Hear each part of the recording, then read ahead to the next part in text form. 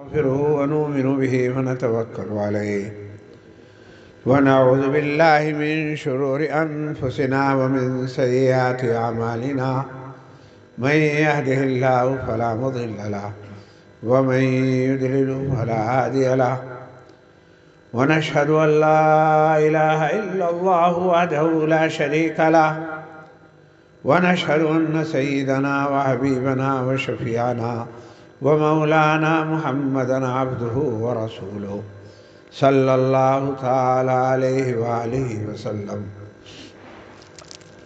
کوئی اگالدان ہو تو اگالدان کوئی علم۔ اما بعد،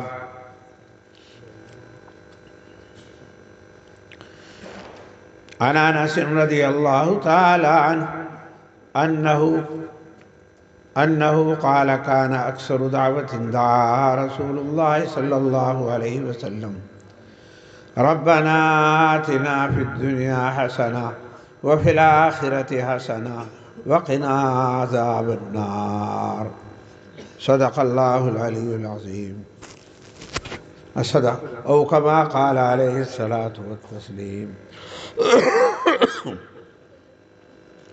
میرے بزرگوں، آج کی رات دعا کی رات ہے،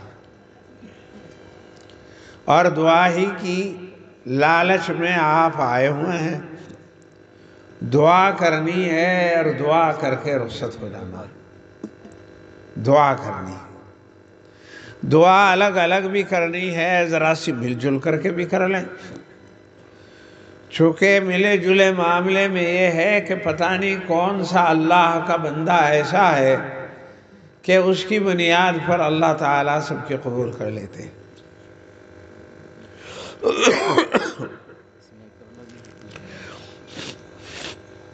اس لیے دعا سے متعلق میں نے ایک حدیث آپ کے سامنے پڑھی ہے، ذرا سا اس کے بارے میں عرض کر دوں اور پھر دعا مانگ لیتے ہیں۔ دعا تو سب مانگتے ہیں، اور دعا سب کو اپنی اپنی بھی مانگنی چاہیے، چونکہ اپنی ضرورتوں کا اپنے آپ کو ہی علم ہوتا ہے۔ تو اپنی ضرورتوں کا علم چونکہ خود کو ہوتا ہے، اور جس چیز کی لگی ہوئی ہے اس کا پتہ خود ہی کو ہوتا ہے، تو اس لیے اپنی دل کی لگی ہوئی کو اپنے مولا کے سامنے رکھنا چاہیے، اور جتنی اچھی طرح وہ رکھ دے گا اتنی دوسرا کوئی رکھ بھی نہیں سکتا۔ اس لیے اللہ سے مانگنا چاہیے، اور اللہ تبارک و تعالیٰ سے اپنا اپنا بھی مانگنا چاہیے، مگر اجتماعی طور پر بھی کبھی کبھی مانگ لینا چاہیے۔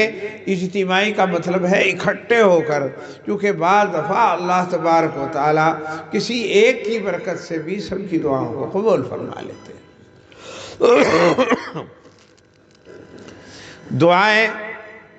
دعاؤں میں سب سے اچھی دعا وہ ہے جسے حضور نے مانگا، یا اللہ نے سکھلایا۔ چونکہ انسان اگرچہ اپنی ضرورت کو بہت جانتا ہے، مگر اتنا نادان ہے کہ بعض دفعہ اپنی ضرورت کو بھی صحیح طریقے سے نہیں رکھ پاتا۔ یوں ہی سمجھ لیجئے کہ جب عدالت میں جاتا ہے تو ہر آدمی جانتا ہے مجھے کس چیز کی ضرورت ہے۔ کسی دفتر میں جاتا ہے، لیکن اسے درخواست لکھنے کے لیے کسی وکیل کی اور منشی کی ضرورت ہوتی ہے کہ وہ اس مضمون کو اس طرح اس مضمون کو حساب سے لکھتا ہے، یہ اپنی بات کہتا ہے، اور وہ اس مضمون کو اپنے طریقے سے لکھتا ہے، سلیقے سے لکھتا ہے۔ ہمیں تو یہ بھی پتہ نہیں کون سے حاکم کے کیا آداب ہیں، اور کس طرح شروع کیا جائے اور کس طریقے سے اسے ختم کیا جائے۔ یہی وجہ ہے کہ اللہ نے بھی انسانوں کی اس مجبوری کو سامنے رکھتے ہوئے قرآن پاک کی سب سے پہلی سورت یعنی سورہ فاتحہ کو بیان فرمایا، اور سورہ فاتحہ اصل میں سورۃ الدعا ہے، مسئلۃ الدعا ہے۔ بعضوں نے کہا اس کا ایک نام تعلیم المسئلہ بھی ہے۔ تعلیم المسئلہ یعنی مانگنے کا طریقہ سکھلانا، اس کے اندر مانگنے کا طریقہ سکھلایا گیا ہے۔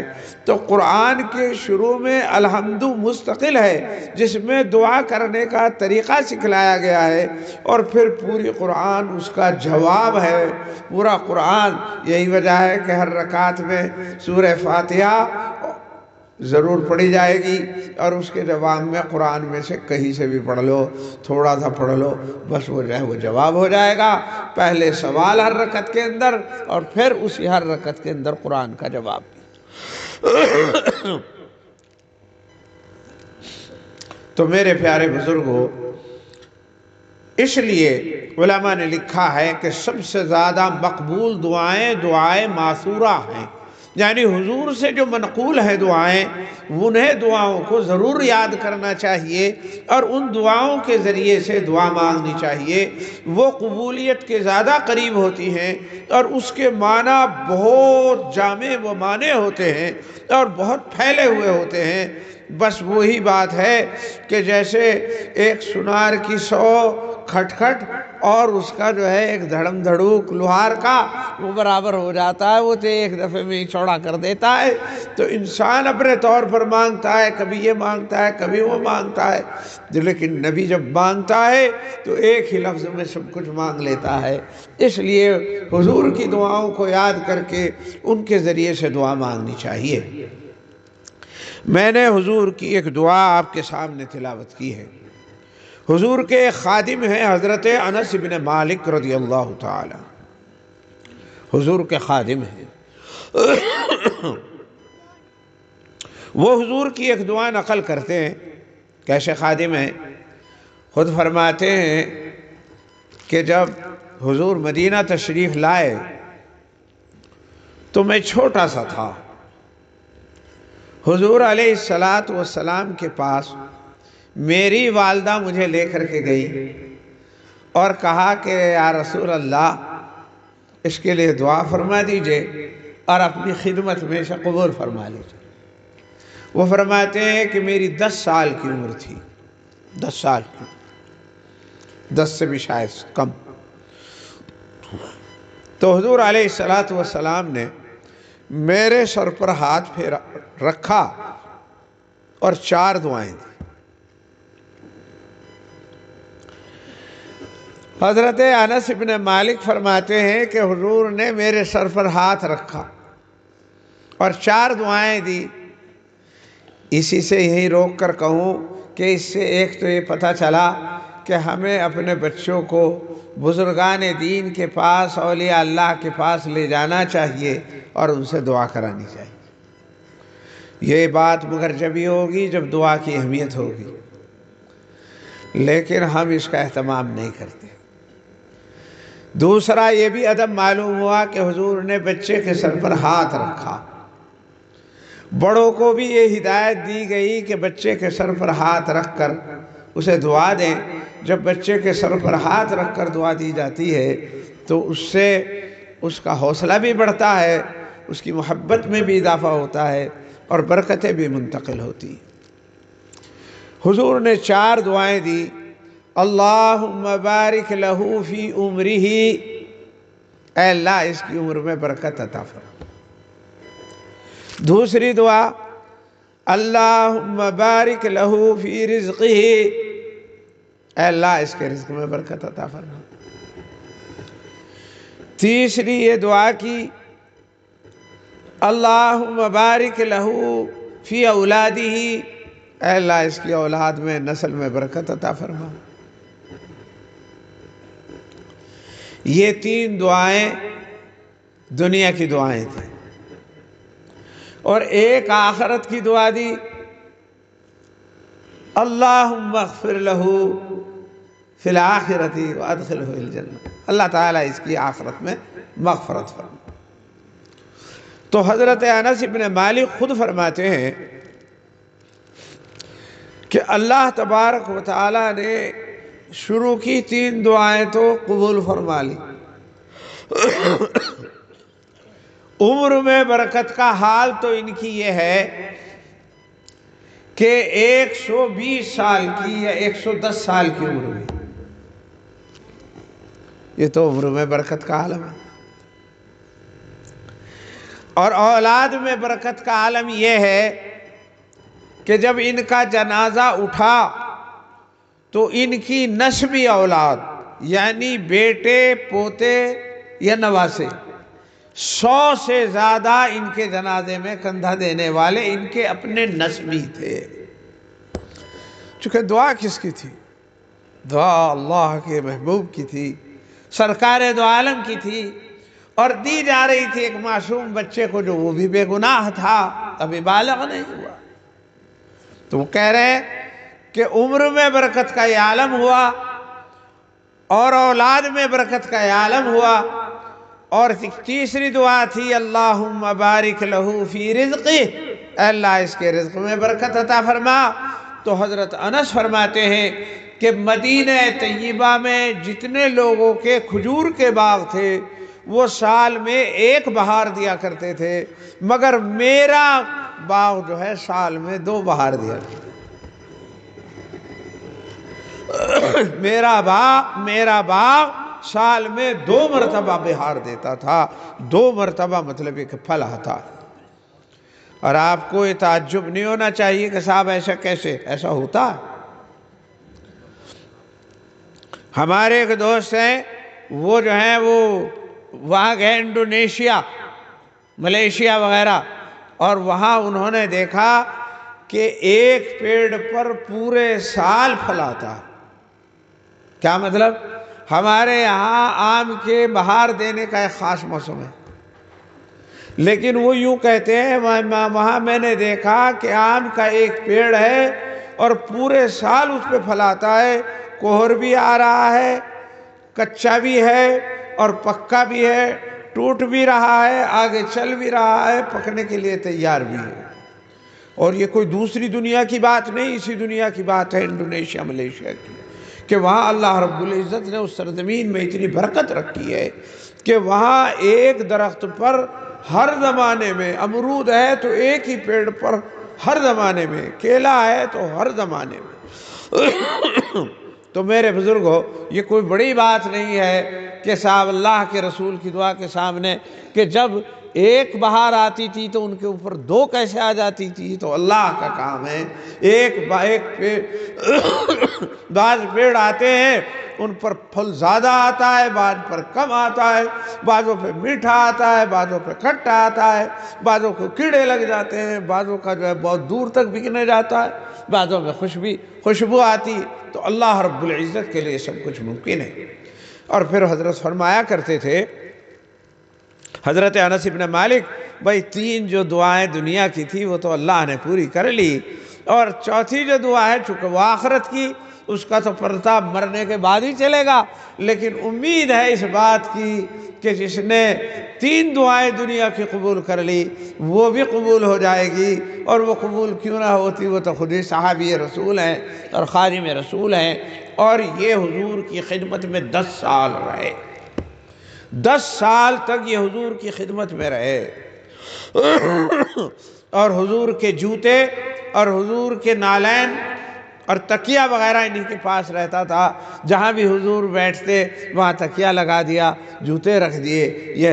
اور یہ لوگ یہ جو ہے چونکہ چھوٹے تھے اس لیے پردہ اٹھایا اندر چلے گئے، پہلے تو پردے کا حکم ہی نہیں تھا، بعد میں پردے کا حکم آیا۔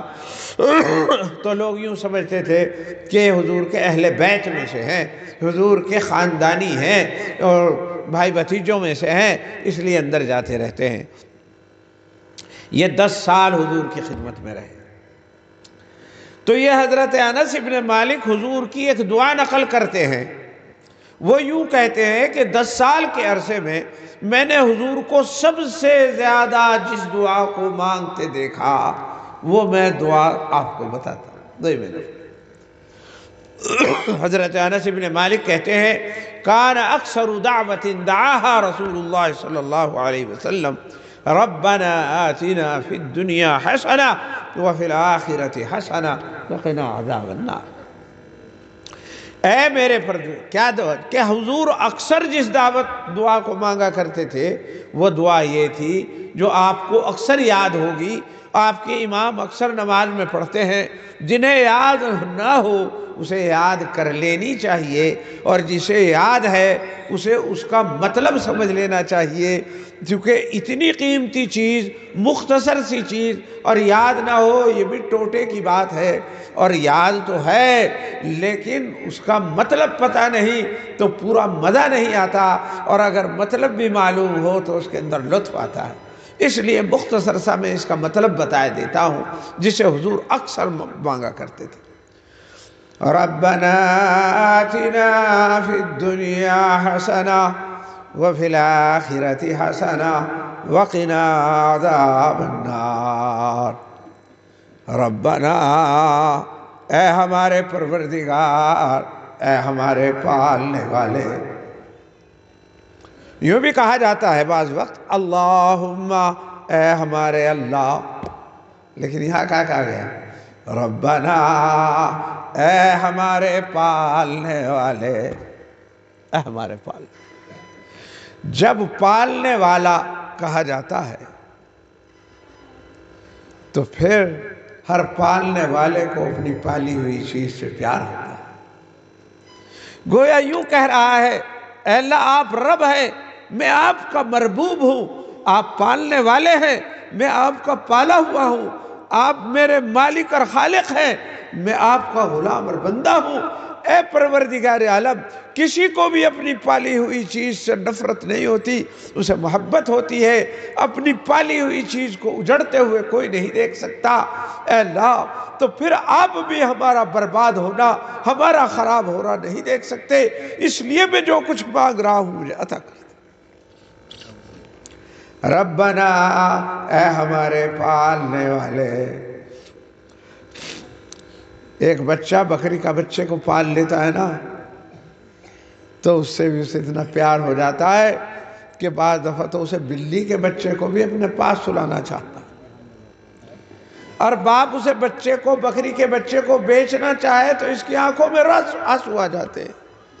کیوں؟ اس نے اسے گھاس کھلایا ہے، پتے کھلائے، اپنی پالی ہوئی چیز سے پیار ہوتا ہے۔ تو جب اللہ کو یہ دعائی دی گئی ہے اے اللہ آپ ہمارے رب ہیں، ہمارے پالنے والے ہیں، ہمیں پیدا کرنے والے ہیں، عدم سے وجود میں لانے والے ہیں، اور ہر ایک کو اپنی پالی ہوئی چیز سے پیار ہوتا ہے، تو اے پروردگار اعلیٰ آپ کو بھی ہم سے یقیناً پیار ہے، اور جس سے پیار ہوتا ہے تو پہلے وہ اسے کھلاتا ہے۔ بچہ جو ہے جلیبی بھی دے تو وہ یوں سوچتا ہے پہلے بکری کے بچے کو کھلا دو پھر بعد میں کھاؤں، تو اس لیے کہا ربنا، اے ہمارے پروردگار۔ اب پھر کیا مانگنا تھا نا اللہ سے؟ کیا مانگے؟ صحت مانگے، تندرستی مانگے، پیسہ مانگے، روزگار مانگے، اولاد مانگے، کسی کو دھن دولت کی ضرورت ہے وہ مانگے، کسی کی بھینس بیمار ہے اس کی شفا مانگے، کسی کی بیوی کے بچہ نہیں ہو رہا اللہ میاں سے بچہ مانگے۔ طرح طرح کی ضرورتیں ہیں، طرح طرح کی ضرورت، کوئی گاڑی مانگے، کوئی کار مانگے، کوئی کچھ اور مانگے، مگر اللہ کے رسول نے بس ایک چیز مانگی، ربنا آتنا فی الدنیا حسنہ۔ اے اللہ تو ہمیں دنیا کے اندر ہر اچھی چیز عطا فرما دے، حسنہ دے دے، حسنہ دے دے۔ حسنہ کسے کہتے ہیں؟ مفسرین کے مختلف اقوال ہیں۔ بعض حضرات کہتے ہیں حسنہ سے اچھی بیوی مراد ہے، بعضوں نے کہا ہے کہ حسنہ سے مراد رزق مراد ہے، بعضوں نے کہا ہے کہ عافیت اور امن کی زندگی مراد ہے۔ الگ الگ چیزیں ہیں، لیکن صحیح بات یہ ہے کہ حسنہ سے ہر اچھی چیز جو حسن ہو، ہر بھلی چیز جو ہو وہ مراد ہے۔ حسنہ سے اچھی زندگی بھی ہے، اچھی بیوی بھی ہے، اچھی سواری بھی ہے، اچھا رزق بھی ہے، اچھی رشتہ داری بھی ہے، اچھی آل اولاد بھی ہے، اچھی امن اور سکون کی زندگی بھی ہے۔ حسنہ اچھی چیز، دنیا کے اندر جو چیز بھی اچھی ہے اللہ وہ ہمیں عطا کر۔ ربنا آتنا فی الدنیا حسنہ، اے اللہ تو دنیا کے اندر ہمیں حسنہ عطا فرما۔ تو میرے بزرگوں، جب شارٹ وقت ہو، مختصر وقت ہو، لمبی بات نہیں کہنی، تو یہ بات کہہ دیجئے اے اللہ ہمیں دنیا کی ہر بھلی چیز عطا فرما، ہر بھلی چیز عطا فرما۔ یہ اللہ کے رسول کے زبان سے نکلی اور کلام الہی میں وارد ہوئی ہے، اور یہ اتنی جامع دعا ہے کہ ساری چیزوں کو اپنے اندر سمیٹے۔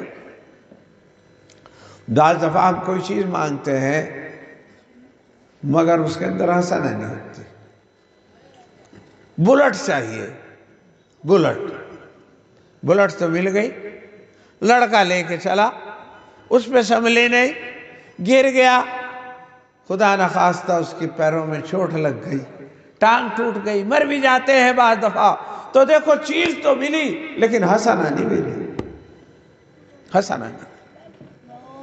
بعض کہتے ہیں کہ اچھا سا بیوی مل جا، رشتہ مل جا اس کے ہاں MLA کے، MP کے، اور اس کے وہ جو بڑا مالدار ہے۔ آئی تو بہو، مال تو لائی مگر کھٹپٹ بھی ساتھ لے کے آئی، کسی کو سمجھتی ہی نہیں، نہ ساس کو سمجھے نہ نندوں کو سمجھے۔ نتیجہ کیا نکلا کہ گھر کے اندر جو روشنی تھی وہ بھی ختم ہو گئی، جو سکون تھا وہ بھی جاتا رہا۔ ماں یوں سوچ رہی بیٹا چھن گیا، بہنیں یوں سوچ رہی بھائی ہاتھ سے گیا، باپ یوں سمجھ رہا بس یہ تو اسی کا دیوانہ ہو گیا۔ غرض یہ ہے کہ بہو تو ضرور آئی لیکن گھر آباد نہ ہوا بلکہ برباد ہو گیا۔ آپ نے صرف بہو ہی تو مانگی تھی، آپ نے حسنہ تو نہیں مانگی تھی، تو حسنہ مانگ۔ اسی طرح ایک واقعہ ہمارے یہاں ہی گاؤں میں ہوا تھا کہ بہت پہلی بات ہے، یہ جو بہت پہلی بات ہے، جب ٹریکٹر اتنے نہیں تھے، کسی گاؤں میں ایک آدھ ٹریکٹر ہوتا تھا۔ ایک صاحب کے ہاں انہوں نے وہ ٹریکٹر منگایا، ٹریکٹر آیا تو بڑی خوشی ہوئی۔ اب اس نے پورے رشتہ داروں کی دعوت کی، اس خوشی میں رشتہ دار اکٹھے ہوئے، گاؤں والے بچے بھی دیکھنے جا رہے، ٹریکٹر آیا۔ اب وہ ٹریکٹر آیا، دعوت ہوئی، لوگ مردوں نے کھانا کھا لیا تھا، عورتوں نے ابھی کھانا نہیں کھایا تھا، ان کا کھانا چل رہا تھا۔ تو اس کے لڑکے 2-3 وہ چلانا نہیں جانتے تھے، رشتہ دار آئے ہوئے تھے لڑکے، وہ کچھ چلانا جانتے تھے، تو انہوں نے کہا چلو آؤ اس کی طرف واہ لیتے ہیں، اسے چلا کے دیکھتے ہیں۔ اب وہ لے کے اسے وہ چلے، تو وہ چلا رہا تھا رشتہ دار، اور 2 ایک بیٹھے ہوئے تھے، اور اس کا بیٹا بھی تھا۔ تو صاحب بس وہ چلا رہا تھا کچے پکے سے راستے سے، وہ گہا تھا، اس میں وہ کنٹرول نہیں ہوا، وہ جا کر کے گہے میں الٹا ہو گیا۔ ایک لڑکا تو اسی وقت مر گیا، اور کئی ایک کی پسلیاں جو ہے وہ ٹوٹ گئی۔ ابھی گھر میں کھانے کھائے جا رہے تھے، عورتیں کھا جا رہی تھی، اتنی دیر میں وہاں سے آہو بکا کی آواز آئی، اور صاحب مطلب یہ کہ وہ حادثہ وہ ہو گیا، اور ابھی جو خوشی کی محفل تھی وہ انتہائی غم کی محفل میں تبدیل ہوئی۔ تو میرے بزرگوں، چیزوں کے اندر خیر نہیں ہوتی، خیر اللہ کے ہاتھ میں ہوتی ہے۔ اس لیے جب اللہ سے کوئی چیز مانگو تو خیر کے ساتھ مانگا کرو۔ اللہ نے جب مانگا تو حسنہ کے ساتھ مانگا۔ ربنا آتنا فی الدنیا حسنہ، اے اللہ تو ہمیں دنیا کے اندر، اے پروردگار عالم تو ہمیں دنیا کے اندر حسنہ عطا فرما۔ اور حسنہ کہتے ہیں اچھی چیز کو، چاہے اچھا رزق ہو، چاہے اچھی بیوی ہو، اچھی بہو ہو، اچھی رشتہ داری ہو، اچھا بائسیکل ہو، موٹر سائیکل ہو، کچھ اور چیز ہو، جو حسنہ میں وہ آئے گی جس کے اندر خیر۔ میرے بزرگوں، آج ہم اس کو بھول گئے ہیں، ہمارے اندر سے یہ چیز نکل گئی ہے، اور ہمارا خیال یہ ہو گیا ہے جس کے پاس چیزیں ہیں وہ اچھا ہے۔ ارے بھائی، چیزوں والا اسی وقت تک اچھا ہے جب تک اللہ کا فضل ہے، اگر اللہ کا فضل روٹھ جائے تو یہ چیزیں ہی اس کے لیے وبال جان بن جاتی۔ جس کا بچہ اس کی لی ہوئی موٹر سائیکل سے اور کار سے مر گیا ہو، اسے وہ کار نظر آتی ہے، وہ اسے ملک الموت نظر آتی ہے، اسے دیکھ نہیں سکتا، اسے مطلب یہ کہ اپنے ہاں برداشت نہیں کر سکتا، وہ کہے گا نہ یہ ہوتی اور نہ یہ دن دیکھنا۔ بس مجھے یہیں پر اپنی بات ختم کرنی ہے اور یہ بتانا ہے کہ مانگنے کی رات ہے اور مانگنا ہے، اور سب اپنی ضرورتوں کو جانتے ہیں، مگر ایک بات یاد رکھیے، جو بھی مانگو اسے حسنہ کے ساتھ مانگنا، خیر کے ساتھ مانگنا۔ اے اللہ مجھے یہ چیز دے اور خیر کے ساتھ دے، اس لیے کہ خیر کو تو ہی جانتا ہے، رحمت بنا کے دے، زحمت بنا کر کے نہ دے۔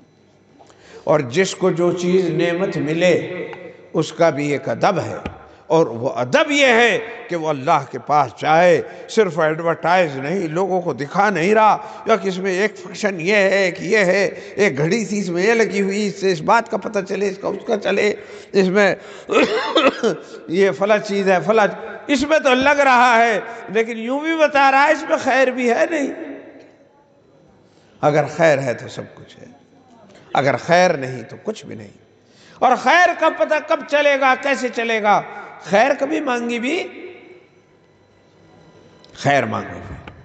ایک حدیث میں آتا ہے کہ جب آپ کوئی سواری خرید کے لاؤ، اس زمانے میں سواری جو تھی وہ تھا گھوڑا تھا یا مطلب گدھا تھا، یا ایسی چیزیں تھی، تو حضور نے فرمایا کہ اس کی پیشانی کے اوپر ہاتھ رکھو، اس کی پیشانی کے بال پکڑو، سر کے بال، اور اسے کہو اللہم انی اسألک من خیرہا وخیر ما فیہا، اے اللہ اس کے اندر جو بھلائی ہے وہ عطا فرما، اس کی بھی بھلائی عطا فرما، اور اس کے اندر جو چیزیں ہیں اس کی بھی بھلائی عطا فرما۔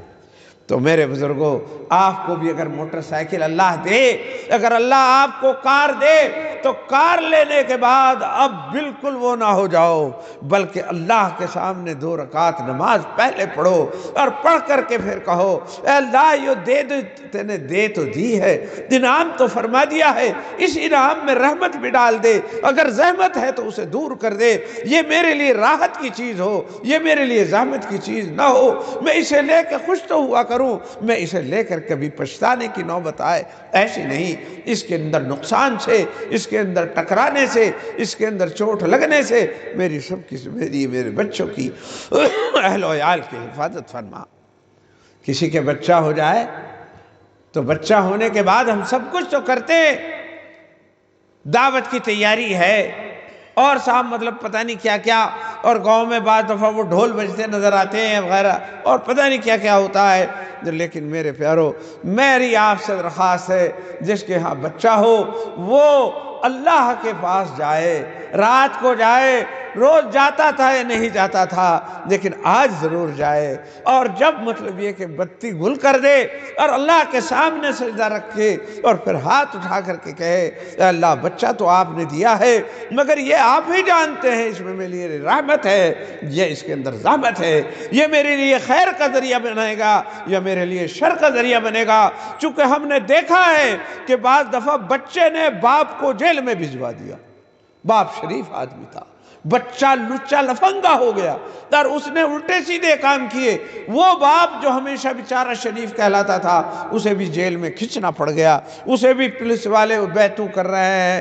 تو یہ تو اللہ ہی جانے کہ یہ جو بچہ آیا ہے اس کی وجہ سے رحمت ملے گی یا زحمت ملے گی۔ یہ بچہ حافظ قرآن بن رہا ہے، عالم دین بن رہا ہے، اللہ والا بن رہا ہے، لوگ اس سے فیض حاصل کر رہے ہیں، یا چلو مالداری بن رہا ہے لیکن کسی کو صدقہ دے رہا ہے، کسی کو زکوٰۃ دے رہا ہے، کئی مدرسے میں دے رہا ہے، بھوکوں کو کھانا کھلا رہا ہے، ننگوں کو، تو خیر کا ذریعہ بن رہا ہے۔ تو یہ تو اللہ ہی جانے کہ یہ بچہ جو آیا ہے یہ شر لے کے آیا ہے یا خیر لے کر کے آیا ہے، اس لیے جس کے ہاتھ میں خیر و شر ہے اس کے پاس جائے، اس کے پاس جائے اور کہے کہ اللہ بچہ دیا ہے تو اس کے اندر خیر بھی ڈال دے، اس کے اندر رحمت بھی ڈال دے، میرے لیے راحت بھی ڈال دے۔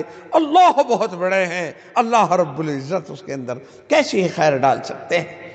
اسی طرح جب شادی ہو تو شادی کے بعد نوجوان طرح طرح کی تیاری کرتا ہے، مٹھائی کی تیاری، منہ دکھائی کی تیاری اور فلاں کی تیاری، لیکن میں اپنے دوستوں سے کہوں گا تمہاری شادی ہوئی ہے، گھر میں عورت آئی ہے، جب دلہن گھر میں آتی ہے اگر خیر لے کر کے آتی ہے تو چاندنا بن جاتا ہے، اور اگر شر لے کر کے آتی ہے تو پہلے چراغ بھی بجھتے نظر آئے، پہلے چراغ بھی بجھتے نظر آئے ہیں، بہت سارے ایسے رشتے دیکھے، پہلے بہت اچھی زندگی تھی اور باپ کا بھی ذہن نہیں تھا فلاں ذمہ دار کے ہاں ہو جائے اور فلاں ساہوکار کے ہاں ہو جائے، اور صاحب مطلب یہ کہ بس مزہ آ جائے گا، رشتہ داری بہت بڑھیا ہو جائے گی، اور صاحب فلاں وہ جو ہے لکاڑو آدمی ہے، اور صاحب وہ جو ہے بڑے تعلقات والا ہے، اور کورٹ کچہری کا بھی آدمی ہے، کام دے گا، وہاں شادی کروا لیتے ہیں اور اپنی ہمت سے زیادہ اس پہ خرچ کرتے ہیں، ہمت سے زیادہ، مگر بیوی دلہن آتی ہے اور انہیں کچھ سمجھتی ہی نہیں، اور ضرورت تھی اس بات کی کہ چائے پکا کے دے، سر دبائے، گھر کو سنوارے، سجائے، مہمانوں کا تواضع کرے، مگر یہ سوچ رہی ہے کہ میرے ہی لیے کوئی کھانا دوسرا نوکر بنایا۔ تو میرے بزرگوں پھر کیا ہوتا ہے، ماں الگ ہو، ماں کا خیال الگ، بہو کا خیال الگ، دونوں میں کھٹ پٹ، اور شوہر کی جان بالکل پس گئی، ادھر کو کہے ادھر کو کہے، کیا کرے، سانپ گلے میں پڑ گیا اور یہ نہ نگلا جا نہ اگلا جا، اور پھر بعض دفعہ تو دعوے رپٹ اور طلاق کی نوبتیں آئی ہیں اور بہت برا حال ہوا ہے۔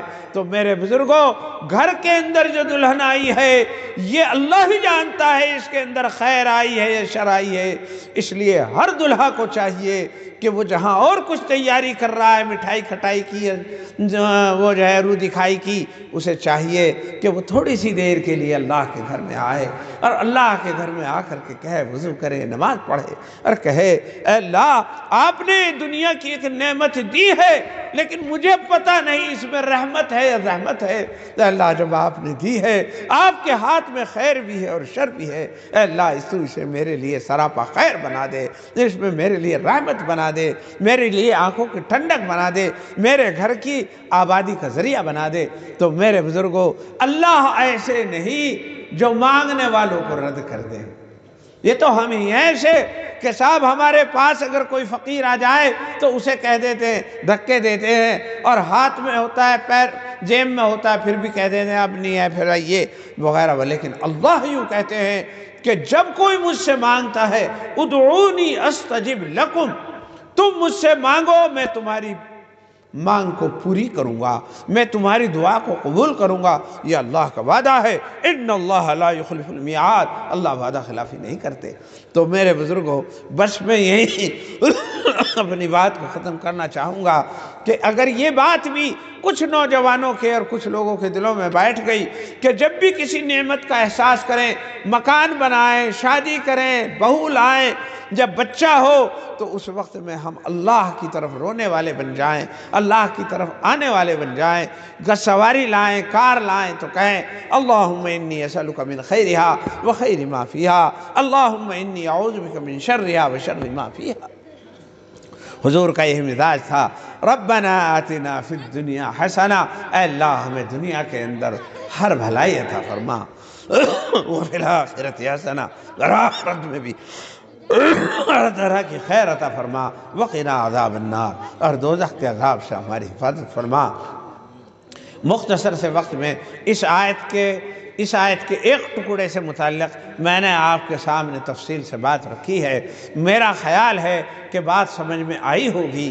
ایک تو یہ کہ اللہ سے مانگنا چاہیے، اور جی کیوں مانگے جب ہے، ارے تیرے پاس چیز ہی تو ہے، چیز کی خیر تو نہیں تیرے پاس، موٹر سائیکل ہی تو آئی ہے، اس میں خیر آئی ہے شر آئی ہے، یہ تو اللہ ہی جانے۔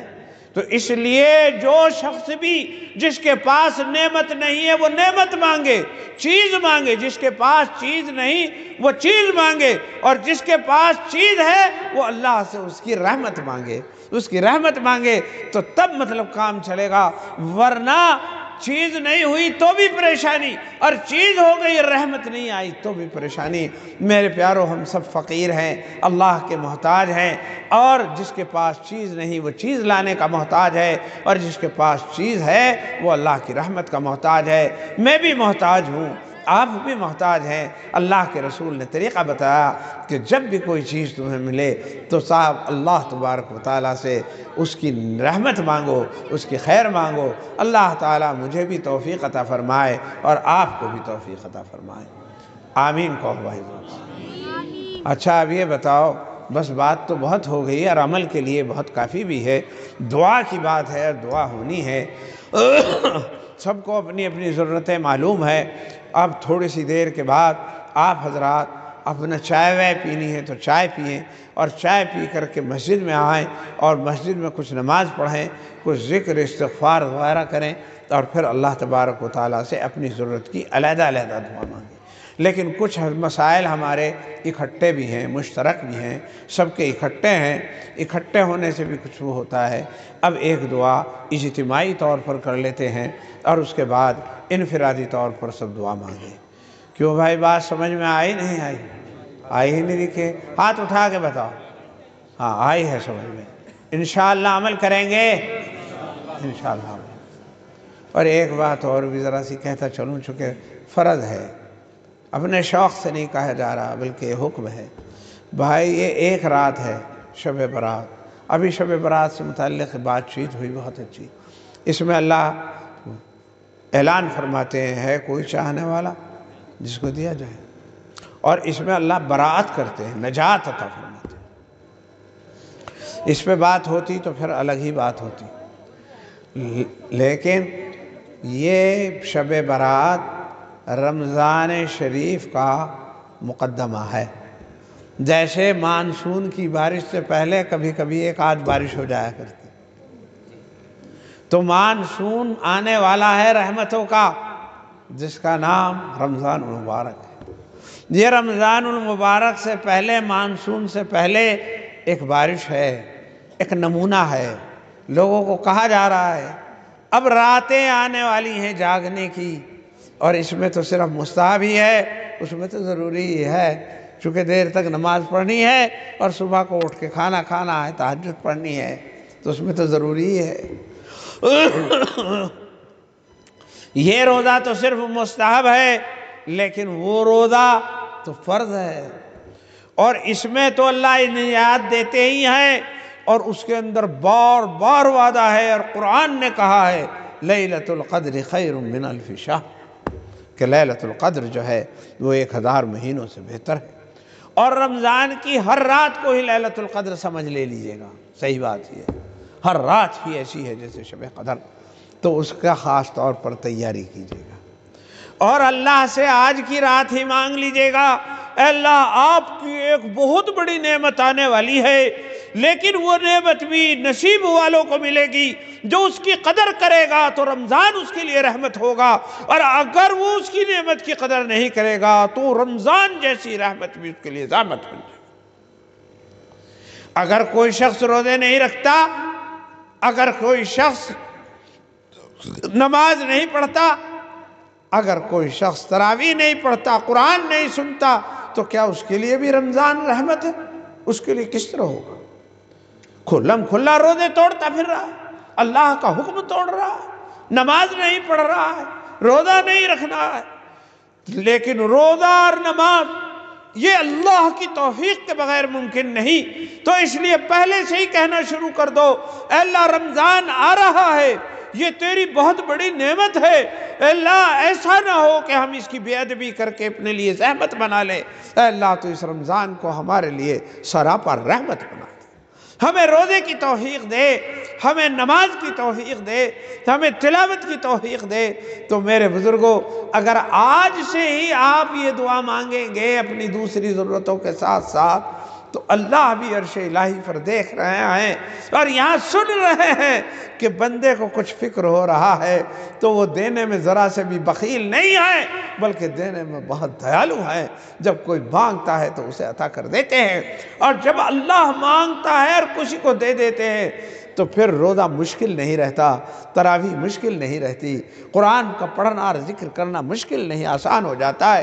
ہم روزہ کیوں چھوڑتے ہیں؟ اس لیے کہ مشکل سمجھتے ہیں نا، مگر یہ مشکل اسی کے لیے ہے جو اسے مشکل سمجھتا ہے، اور جو اسے آسان سمجھتا ہے اس کے لیے کچھ بھی مشکل نہیں ہے، اس کے لیے ہر مشکل آسان ہوتی چلی جاتی ہے۔ یہ اللہ کی توفیق سے ہوتا ہے۔ تو آپ جو رات کو آج مانگیں گے، اس میں جہاں اپنی ضرورت کی چیزیں مانگے وہ مانگے، اپنی ضرورت کا سب کو پتہ ہے، لیکن اللہ سے خاص طور پر رمضان کی رحمت اور رمضان کی برکت اور رمضان کا لطف و کرم مانگ لیجئے، اگر مل گیا اور آپ نے دعائیں مانگ لی اور پوری امت کے لیے مانگی اور پوری امت نے مانگ لی تو مجھے امید ہے کہ اللہ تبارک و تعالیٰ اپنے فیصلے بدل دے گا، ورنہ یاد رکھو حالات بڑے نازک نظر آ رہے ہیں، بہت نازک نظر آ رہے ہیں۔ یہ کوئی ضروری نہیں کہ جلسے یوں ہی برقرار رہیں گے، یہ مدرسے، مسجدیں، یہ ہمارا جان، مال، عزت و آبرو، ہر چیز کے بارے میں ایک سوالیہ نشان لگ رہا ہے، اور اس سے اللہ ہی بچا سکتے ہیں، نہ کوئی نیتا بچائے گا، نہ کوئی پارٹی بچائے گی۔ جب اللہ چاہیں گے تو ان میں سے ہی ہمارے لیے اسباب فراہم کر دیں گے اور یہیں سے سب کچھ طریقہ بنا دیں گے، اور اللہ رب العزت جو ہیں وہ ڈوبتے کو بچا لیں گے۔ لیکن اس کے لیے کم از کم اللہ سے تو مانگنا ہوگا، اللہ سے تو مانگنا ہوگا۔ اگر مسلمان آج بھی نہیں سمجھے گا اور اللہ سے بھی نہیں مانگے گا تو پھر کیا کر لے گا؟ کیا ہے بتاؤ؟ کون بچا لے گا؟ کون ہے تیرا کھیونہار؟ کون ہے تیری کشتی کا کھیونہار؟ کوئی نہیں ہے، ایک اللہ کی ذات کا بھروسہ ہے، اور اللہ تبارک و تعالیٰ ہی کر سکتے ہیں۔ لیکن اللہ کی رحمت کو اپنی طرف متوجہ کرنا پڑتا ہے، اپنی طرف متوجہ کرنا پڑتا ہے۔ پانی کو جانے کے لیے جب وہ کھیت میں دیتے ہیں تو اسے پانی کو راستہ دکھانا پڑتا ہے، پانی کو جب راستہ دکھایا جاتا ہے تب وہ آگے کو جاتا ہے اور سیراب کر دیتا ہے۔ اللہ کی رحمت ہے، بہت بحر بے کراں ہیں، اسے بھی مگر ہاتھوں کی ضرورت ہے، ہاتھوں کے اٹھے ہوئے ہاتھوں کی اور برستی ہوئی آنکھوں کی اور جھکی ہوئی پیشانی کی ضرورت ہے۔ اگر یہ ہوگا تو اللہ کی رحمت جھوم جھوم آئے گی اور گھور گھور خوب برسے گی، اور انشاءاللہ ساری کائے جو ہے وہ پلٹ ہو جائے گی۔ جہاں خشکی ہے وہاں تری ہوگی، اور جہاں قحط سالی ہے وہاں ہریالی ہوگی، اور اللہ تبارک و تعالی امن، سکون، اطمینان سب کچھ عطا کر دیں گے۔ اللہ تعالی سمجھنے کی، عمل کرنے کی توفیق عطا فرمائے۔ وآخر دعوانا الحمدللہ رب العالمین۔